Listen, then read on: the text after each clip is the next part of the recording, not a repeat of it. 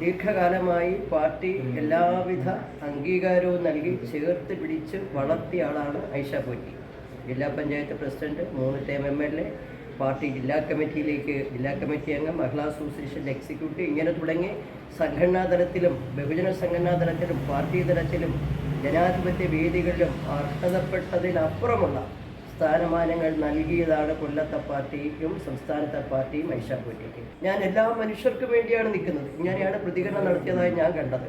എല്ലാ മനുഷ്യർക്കും വേണ്ടിയാണ് നിൽക്കുന്നതെങ്കിൽ എങ്ങനെയാണ് കോൺഗ്രസിൽ പോകാൻ പറ്റുക? കോൺഗ്രസ് ഏത് മനുഷ്യരുടെ പ്രശ്നമാണ് ന്യായമായ പ്രശ്നത്തിന് ഒപ്പം നിൽക്കുക, ജനങ്ങളോടൊപ്പം നിൽക്കുന്നത്? ഇപ്പോൾ രാജ്യം ഭരിക്കുന്ന BJP ഗവൺമെൻറ് തൊഴിലാളിയെ മുഴുവൻ അടിമകളാക്കുന്ന ലേബർ കോഡ്, അതുപോലെയുള്ള കർഷക വിരുദ്ധ നയങ്ങളൊക്കെ കൊണ്ടുവരുമ്പോൾ രാജ്യമെമ്പാടുമുള്ള തൊഴിലാളികളും കർഷകരും ഒരുമിച്ച് നടത്തുന്ന പോരാട്ടത്തിൽ കേരളത്തിൽ കോൺഗ്രസ് ആ പോരാട്ടത്തിൽ ഒരുമിച്ചില്ല. എങ്ങനെയാണ് കോൺഗ്രസിനെ വിശ്വസിക്കുന്നത്? അപ്പോൾ കോൺഗ്രസ് ഏത് തലത്തിലാണ് മനുഷ്യർക്കൊപ്പം നിൽക്കുന്നു, അതുകൊണ്ട് ഞാൻ അങ്ങോട്ട് പോകുന്നു എന്ന് പറയുന്നത്. ഏത് മനുഷ്യർക്കൊപ്പമാണ് കോൺഗ്രസ് നിൽക്കുന്നത്?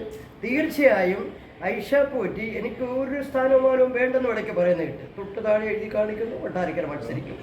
അപ്പോൾ സ്ഥാനമാനങ്ങൾക്കുള്ള ഒരു ആർത്തി എന്നത് പറയുന്നത് ഒരു മനുഷ്യനെ എങ്ങനെ വഷളാക്കും എന്നതിൻ്റെ ഉദാഹരണമാണ് ഐഷ പോറ്റി. അതിനപ്പുറം ഞാനൊന്നും പറയുന്നില്ല.